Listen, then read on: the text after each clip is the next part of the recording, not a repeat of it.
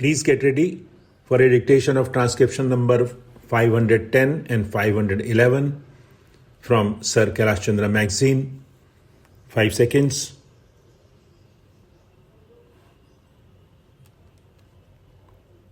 Start. Mr. Deputy Chairman, Sir, this discussion has come at an appropriate time when people in this country are very much concerned about the future of the press, its structure and its freedom, and therefore I welcome this opportunity to say a few words.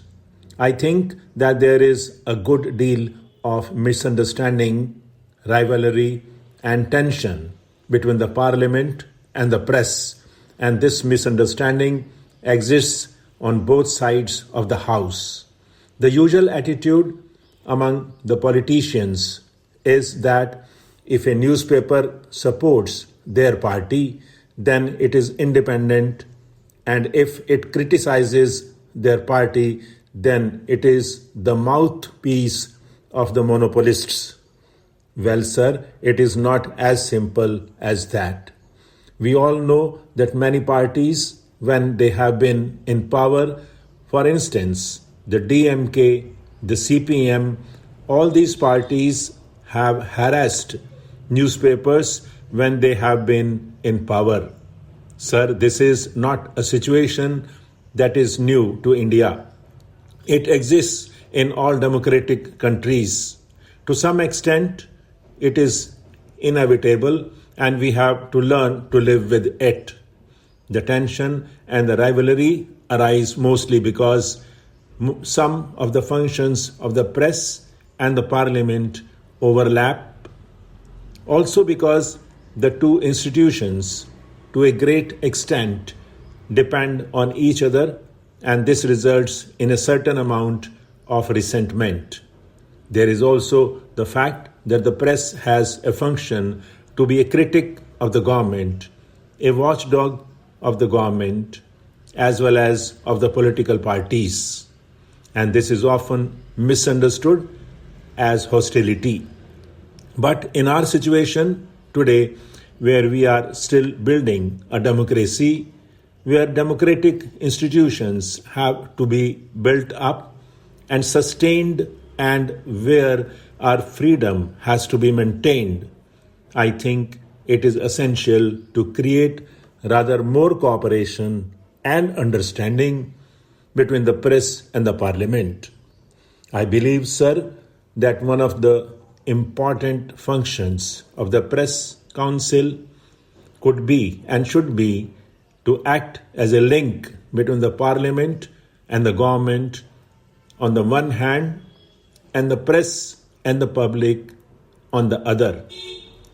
I feel that some of the misunderstandings that have developed since independence between the press and the government are due to certain historical reasons. Before independence, the national newspapers existed for the national movement. There was no conflict between the two. The proprietors, the editors, and the leaders of our national movement were united for the single aim of removing the British government. But after independence, the situation became rather different. It is natural that after the achievement of freedom, there would be different interests and different ideologies represented in the press, just as they are represented in parliament. Therefore, to expect the press in India to support the party in power on all issues would be unfair and unrealistic. Sir, one of the complaints against the press coming from the government after the last general elections was that it did not reflect the will and the aspirations of the people, and that it has represented the monopoly interests.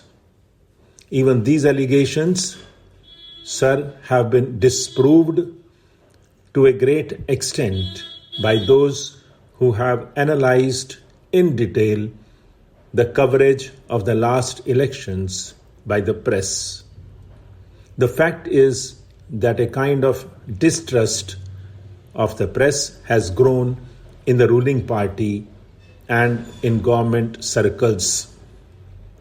And their feeling is that our major newspapers do not support the basic policies of the government and that they are overcritical. Sir, I would like to say this. If the charge against the press is that they are dependent to a great extent on big business and that they are out of touch with the vast masses of the people, there is some truth in it. But can't it be said about many of our political parties? Can't we say that the Congress party has links with big business? Who can deny that many of our parties often lack a touch with the masses? So, sir, the press on the whole reflects what happens around it, and its situation is very similar to that of most of our political parties and of our political system. Sir, some journalists in this country would admit that there are many faults with the press today. One of the major faults which the members of the press have themselves repeatedly pointed out is that they are not in touch with the large rural areas in the country, and they tend to cater largely to urban middle classes. But the situation can ultimately be remedied only when we have higher literacy and education and development of rural areas. Again, it must be conceded that the freedom of the press today is inhibited by the fact that it is run by large business houses and commercial and other interests often impinge on the freedom and integrity of the editor and the journalists who work with him. So we all agree that freedom of the press should be strengthened. The government, the journalists, and the public are all agreed on this.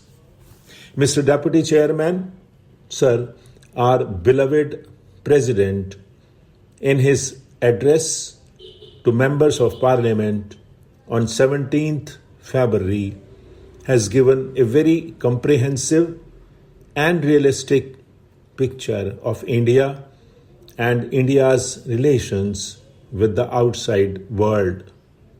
It is a matter of gratification indeed that we have started coming out of the economic stagnation which bedeviled the nation for the last couple of years. More than 70% of the people are engaged in agriculture. Nearly 50% of our income comes from agriculture. That being so, it is but natural that we have to concentrate on agriculture and make conscious efforts to increase our output. Our agricultural production has more than doubled in the last 2 decades. From a total production of 50 million tons when we achieved independence, food grains production has gone up to to 1,000 million tons. In spite of many scientific and technological developments, agriculture still has to depend to a large extent on the monsoons.